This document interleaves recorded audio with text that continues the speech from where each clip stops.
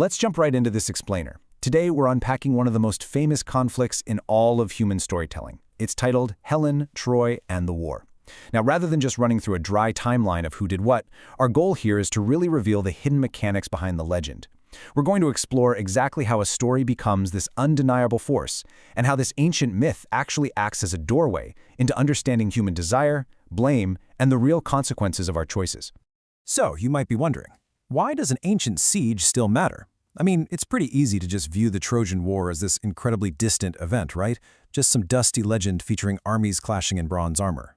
But if we reframe this conflict, we immediately see that it's not just about ancient warfare. It's a timeless blueprint. It's a blueprint for desire, for blame, for reputation, and really, the ultimate cost of conflict. It's about recognizing the psychological and societal forces that shaped ancient life, and honestly, still serve as the architecture of human civilization today. Well, human nature is kind of predictable. We naturally crave a really simple explanation. We want one villain, one mistake, one clean spark to explain everything. And in this story, it's incredibly tempting to look at the Trojan prince, Paris, his sudden connection to the Spartan queen Helen, and their dramatic departure as that single isolated spark that literally burned a world down. But, as you'll see, mythic wars operate on a much, much deeper, systemic level. Myths don't just ask what happened, they ask what kind of world makes this happen. Let's dive beneath that surface spark of Helen in Paris for a second. When you do, you reveal this massive iceberg of building societal pressures. Think of it as the pressure cooker of myth. Instead of one single cause, you have a potent mix. You've got wounded pride, like the legendary wrath and withdrawal of the fierce warrior Achilles. You have intense rivalry between leaders, heavy promises, strict obligations, and this desperate need to defend one's reputation. It's like a pot of water sitting on a stove, just slowly heating up. The heat is already there. It's in the form of kings competing, and old insults turning into public shame. So when it finally boils over into war, it's simply because so many forces in that story world became entirely unstable all at once. To really understand what those pressures meant, we have to talk about ancient honor, and actually scratch the modern idea of honor. Ancient honor was not simple vanity or ego. It was deeply tied to a person's identity, their rank, and their social currency. So when Helen left Sparta with Paris, it wasn't just this private emotional injury for her husband, King Menelaus. No, it was a direct existential threat to his political survival. If Menelaus didn't respond to this incredible provocation, he risked appearing weak. And in that world, letting a public insult go meant risking the total loss of a king's entire social position. Imagine a bridge made entirely of ropes. If just one of those ropes snaps, it changes the tension in every single other rope. That's exactly how the heroic world functioned. Vital agreements, marriages, and guest friendships were the literal threads holding the entire social world together. They created the order. So when King Menelaus' household was broken by the departure of Helen, that single snapped rope signaled that the entire structure of trust was shaking.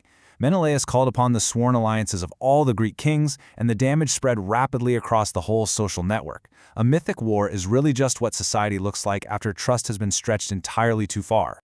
Okay, so as this massive structure of trust is collapsing, the narrative brings in the gods. Now, these entities aren't just random magic. They're actually a way of naming the currents we can't fully manage.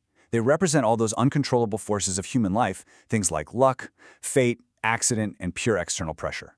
Imagine you're sailing a boat on a river with really strong, turbulent currents.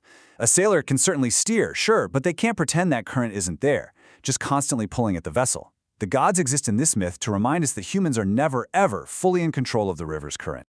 Moving over to the characters themselves, let's take a closer look at Helen. While she's historically viewed as the queen of Sparta, in this narrative ecosystem, she operates as the face of the conflict. On a deeper level, she acts as this symbolic magnet. She represents uncontainable desire, uncontrolled beauty, and broken alliances. You see, a myth takes really messy, abstract societal pressures and gives them a tangible form. Helen becomes a literal mirror where multiple human fears and desires absolutely collide, kind of like a magnet placed near iron filings.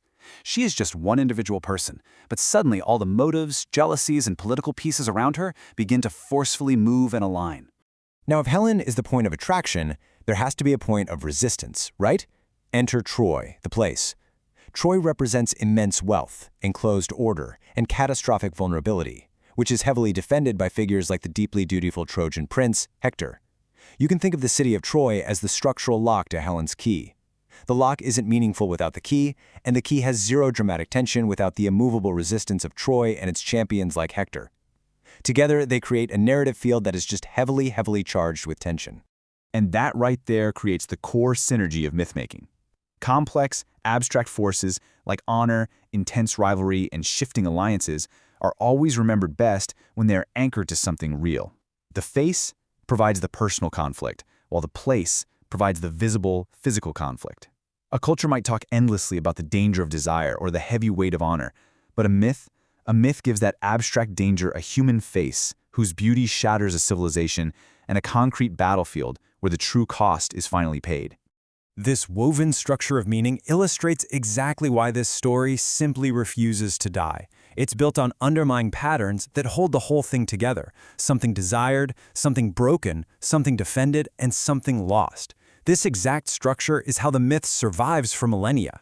Different poets across totally different generations can easily swap out the specific details. They can argue over who is truly to blame, or exactly how Achilles fought Hector, or even how the gods intervened. But this fundamental structure of human experience, that remains true. The threads cross, they hold each other in place, and a stable, recognizable pattern appears every single time.